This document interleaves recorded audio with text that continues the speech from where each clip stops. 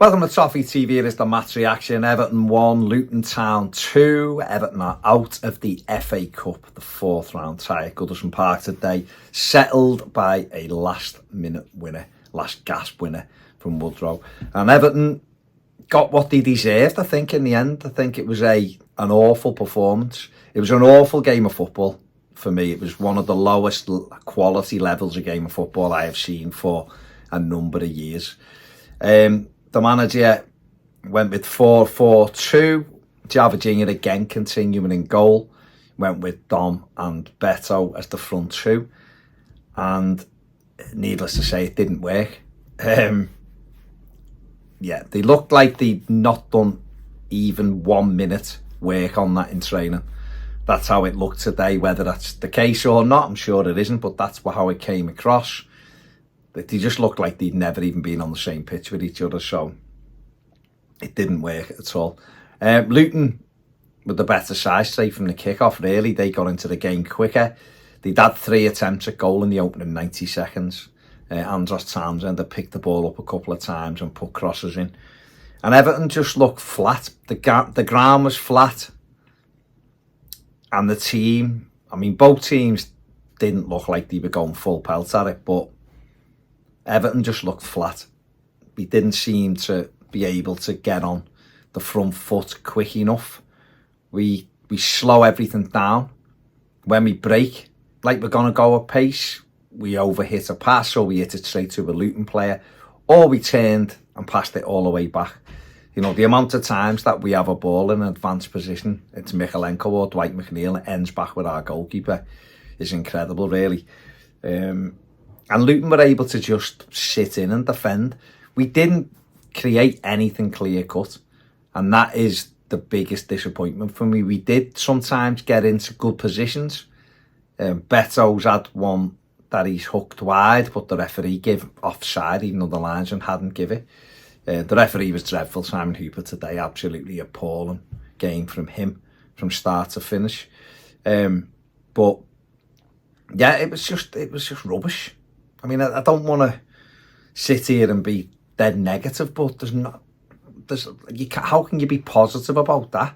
There was nothing in the game. Everton were just awful today. Every player was way, way below levels that they performed at times this season. Apart from Jorginho, I think he's really the only one who could say that he did okay. Made a couple of good saves in the second half. His kicking was awful at times when we were in good positions. But, you know, we're just, like I said, we're just too slow. Our build-up's too slow. And when we do quicken it up and we get to the final third, the pass is wrong. You know, we've got Jack Harrison running around, expending loads of energy, winning the ball and then just giving it straight back to a Luton player instead of playing simple passes. And there was one where he's pulled the ball down and he's got options and he tries to play a pass that is none, and Luton break and get a corner, and Branthwaite went berserk at him in the first half. Like I say, we just didn't really test Tim Krul. The best moment we had was a decent little move on Beto, a side-footed one wide, just past the far post. And that was really Everton's best moment in the first half. It was a poor first half. Luton took the lead. A cross shot that hit Andros Townsend and should have been a goal kick was given as a corner. And a corner comes in. Dominic Calvert-Lewin looks like he's pushed at the near post. He ends up on the floor. It hits Mykolenko on the arse and flies into the back of the net.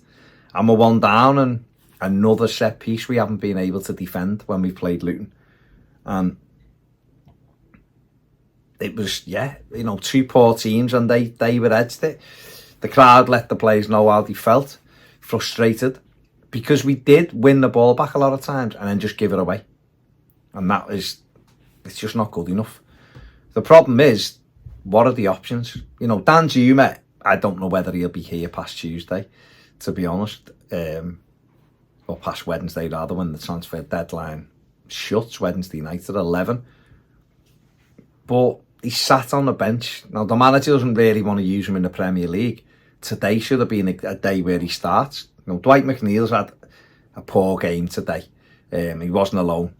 Like I said before, there's no way he was alone. And Jack Harrison hasn't had a great game either.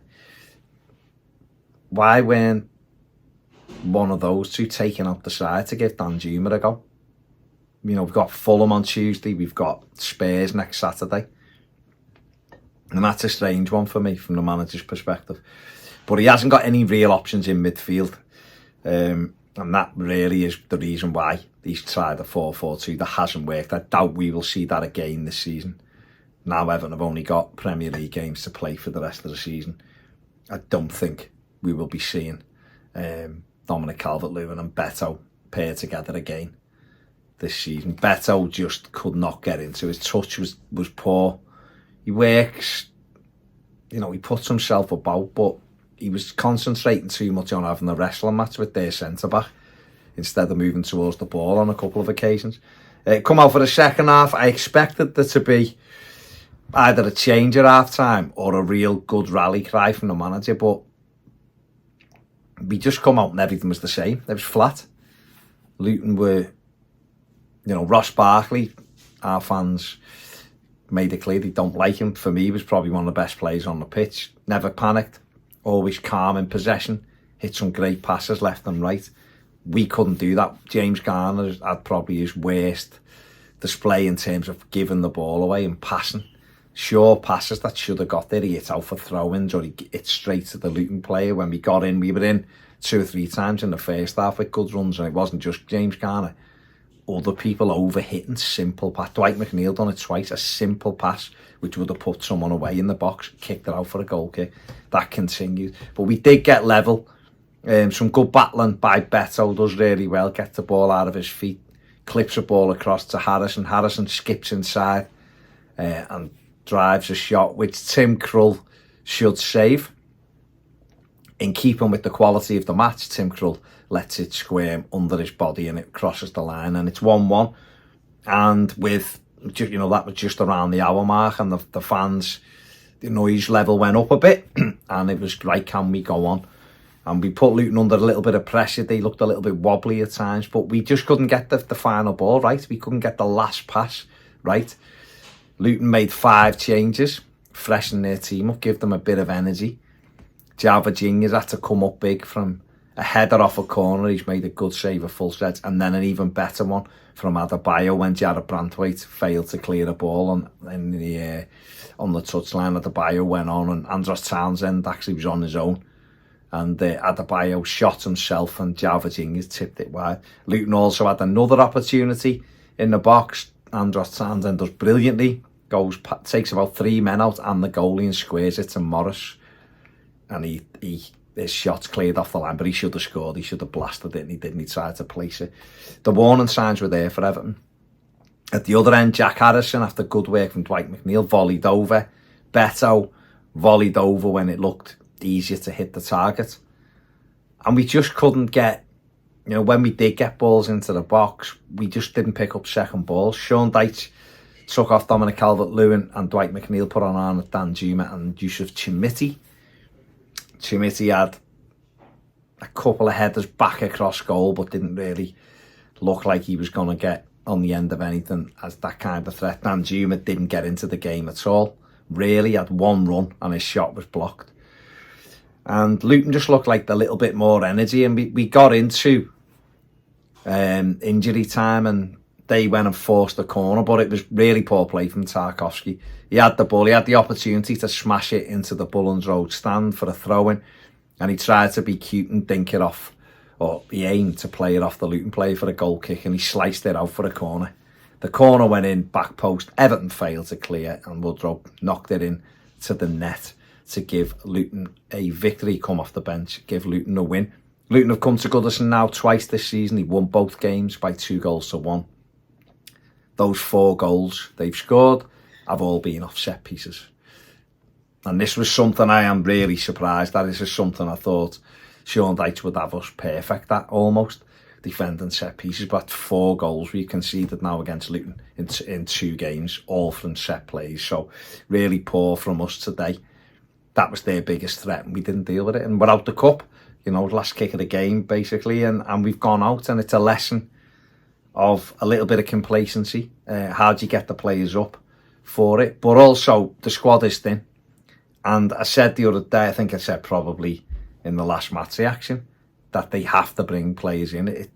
The injury news, no Andre Gomez today, no Abdoulaye Doucouré today, no Seamus Coleman today, no Ashley Young today.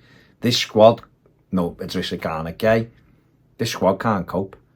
I know we go to practically one game a week. I know we've got Fulham on Tuesday, then Spurs next Saturday. But it's only Premier League games now, but the squad still needs 2 additions, in my opinion, and that's whether or not Danjuma goes. If Danjuma goes, that will be 3. But Everton need a midfield player and a winger. Fair play, if Danjuma's not going to be an option, ship him out and get someone else in. But I can't sit here and say that I feel like we will bring anyone in, because I'm just not confident in the slightest. The whole club just feels stagnated at the moment, and it is what it is. We are out of the FA Cup. Man of the match I'm going to give to João Virginia, because like I said before, I don't think anybody put in a decent performance today. I really don't think. The passing was shocking. It was just one of them days, I think. They just turned up and it didn't work. So Virginia did make a couple of big saves, kept us in the game. I'd have to see the winning goal to see whether he could do any better with that. I'm not sure he could. But so João Virginia is my man of the match. That is it from me. Hit the like button, subscribe if you haven't, give the video a thumbs up. See you later.